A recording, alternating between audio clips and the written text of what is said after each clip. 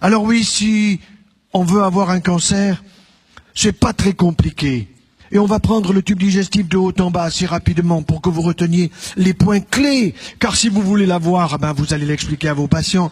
Et vous allez voir que on peut leur expliquer. Je me souviens de ce couple qui vient à ma consultation au centre anticancéreux de Montpellier où aujourd'hui on opère 12 malades atteints de cancer du sein, où l'on opère des cancers du côlon, du rectum, où l'on opère des cancers de la prostate qui n'ont pas besoin d'être opérés, j'en parlerai certainement. Alors ce couple, il vient et je demande qui est malade, j'avais la parité, l'homme et la femme. Et les deux répondent presque en même temps, docteur, nous sommes des originaux, nous on n'est pas malades, qu'est-ce que vous venez faire? Il y a un tas de monde qui attend, stressé, avec des maladies graves, et vous venez, vous n'avez rien. Allez donc voir les flamants roses au bord de la Méditerranée. Oui, mais docteur, on vient vous voir parce que on dit que vous êtes spécialisé dans la nutrition, alors vous pouvez pas nous donner des conseils pour qu'on ait un cancer? Tiens, je dis pourquoi vous voulez avoir un cancer? Parce que si vous nous l'expliquez bien, on saura bien comment pas l'avoir. Voilà une bonne démarche. Une démarche de l'intelligence qui fait que le grand public aujourd'hui veut savoir comment ça marche et s'intéresse même plus souvent que les médecins qui sont liés aux laboratoires pharmaceutiques, lesquels ont compris qu'il y avait beaucoup plus de gens en bonne santé que de gens malades. Alors il faut donner aux gens en bonne santé pour l'ostéoporose, pour la ménopause, tout ce qui est pause, andropause. Il faut absolument que nous prenions quelque chose et comme ça, on est certain de devenir malade. Et là, les labos peuvent s'occuper en plus de nous. Tout ça remboursé par la Sécu, bien sûr.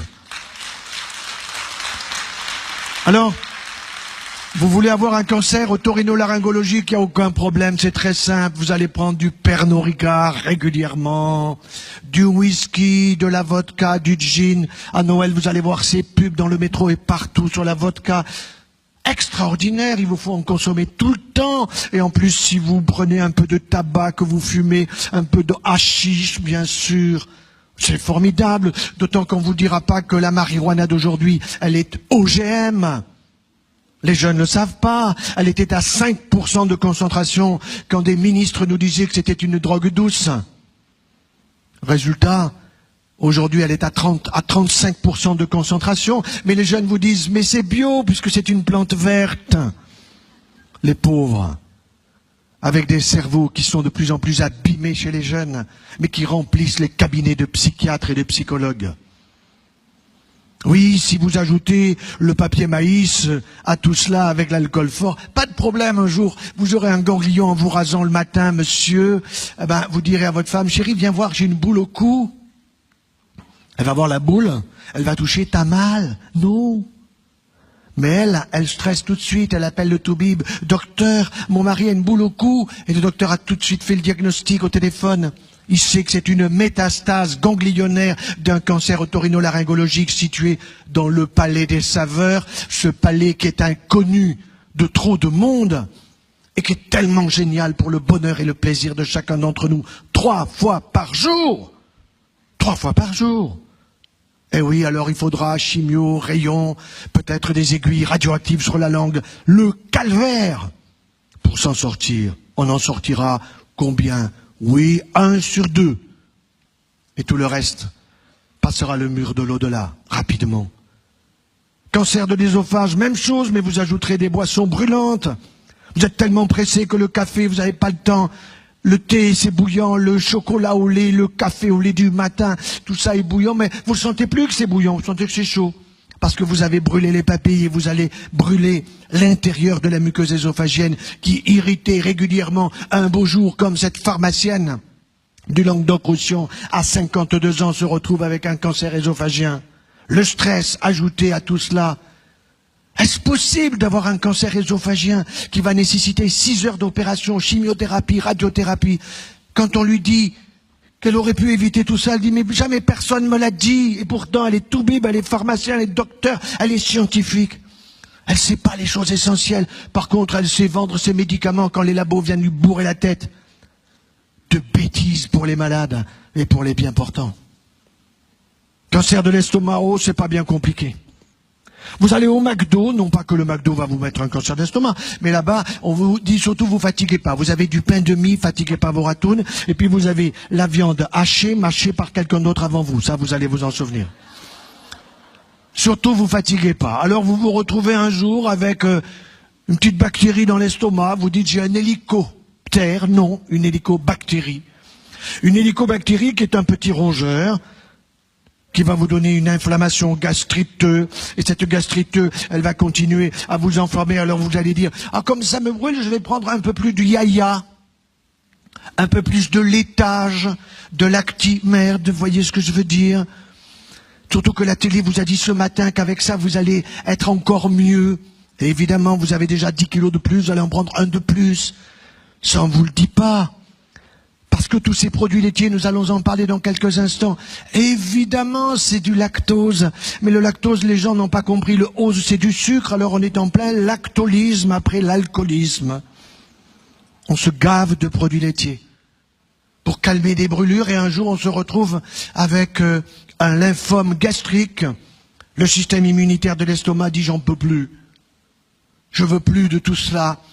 Alors c'est la chimio, alors c'est les rayons, alors c'est l'opération. Un calvaire de plus. Et tout ça pourrait être évité. Et puis le gastro vous dit non, mais continuez comme vous faites, pas de problème, je vous donne un antibiotique pour une semaine, puis je recontrôlerai, puis on se verra régulièrement, puis c'est bon, j'ai pas assez de patients. Eh oui.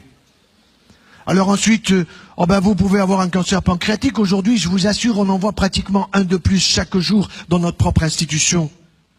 Et le cancer pancréatique, on en guérit 5%. 95% on ne guérit pas. Vous voyez des gens qui arrivent en pleine forme.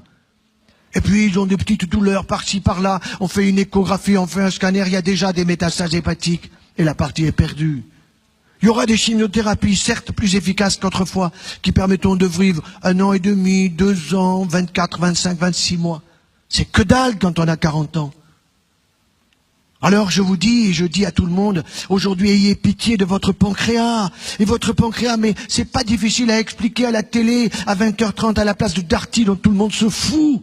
Ça serait tellement facile de faire passer, qui donc? Une élève de celui qui était capable de parler sans un mot, le mime Marceau. Et le mime Marceau, vous avez des élèves, et j'en connais, j'en ai testé, qui sont géniaux, vous leur donnez une petite information, vous dites, faites-moi passer cette information comme ça, qu'avec des gestes. Et ça passe très bien.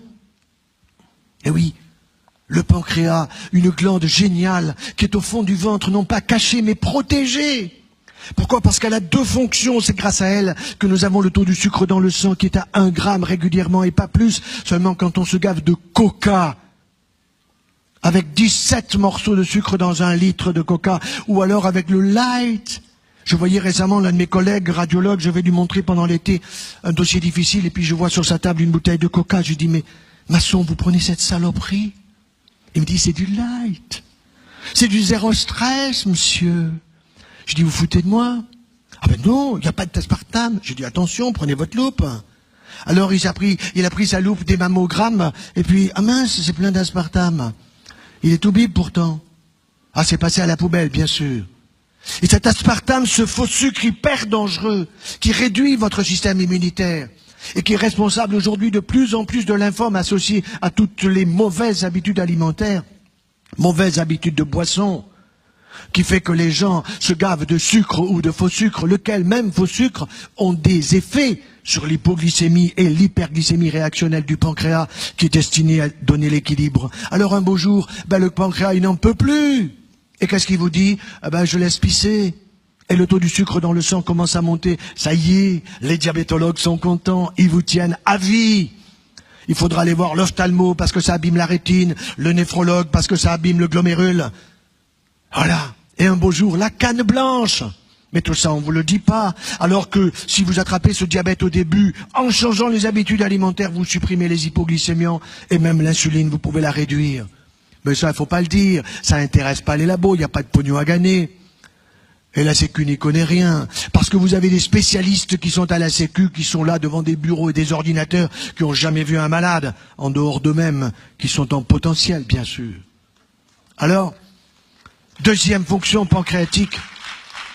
Deuxième fonction pancréatique, oui, le pancréas, tout le monde le sait pas ou l'oublie, ou on veut pas le dire, mais il est capable de fabriquer, comme la salive, 1 litre de liquide pancréatique est destiné à quoi? À digérer les graisses, bien sûr. Les graisses cachées dans la viande rouge, à digérer les mayonnaises, à digérer tout ce qui peut être associé aux aliments et qui est gras. Mais quelles sont les graisses dangereuses? Les graisses cuites, trop cuites, bien sûr. Alors ces graisses trop cuites que l'on va utiliser ou manger, consommer, parce que le barbecue horizontal, qui devrait être supprimé parce que c'est un danger public pour aller au barbecue vertical, de telle façon que quand les graisses tombent, elles ne tombent pas sur le feu qui les pyrolyse et qui crée des nitrosamines et des benzopyrènes toxiques et cancérigènes. Ben un beau jour, le pancréas qui n'en peut plus, lui aussi, il se met à chahuter, et voilà que les cellules exocrines, c'est-à-dire capables de fabriquer ce liquide pancréatique, elles se mettent à se multiplier d'une manière anormale, car une cellule pancréatique, elle est capable de vivre autour d'une année. Les gens croient que parce qu'ils ont leur âge, leurs cellules ont leur âge. Mais non, nos globules blancs, ils vivent 7 jours. S'ils se mettent à vivre 15 jours, c'est une leucémie. Nos globules rouges, ils vivent 120 jours. S'ils se mettent à vivre 200 jours, ça va pas. C'est une maladie de Vaquel, c'est un cancer des systèmes des globules rouges. Les cellules de mon foie, si je ne l'ai pas intoxiqué d'alcool et de marijuana et de tabac, ils vivent une année. Donc, si j'ai 60 balais, mon foie, je l'ai refait 60 fois. Formidable. Et mon pancréas, autant de fois. Les cellules de mon intestin grêle, elles vivent 4 à 5 jours, pas plus. Mais si je prends la chimiothérapie, le tapis intestinal destiné à absorber tous les aliments qui est aussi grand qu'une surface d'un terrain de handball, oui, à ce moment-là, il est brûlé complètement. Alors, ce sont des fuites digestives, c'est une malabsorption digestive et les gens sont en permanence fatigués par les chimiothérapies souvent abusives que l'on donne. Mais on va vous guérir. Laissez-nous faire, c'est nous qui sommes compétents et vous n'y connaissez rien. C'est faux. De plus en plus de grands publics sont capables de poser des questions intelligentes et il faut les écouter. Il faut s'asseoir en consultation pour écouter les gens et se rendre compte que très souvent, l'instinct, l'intuition, elle est juste chez le patient.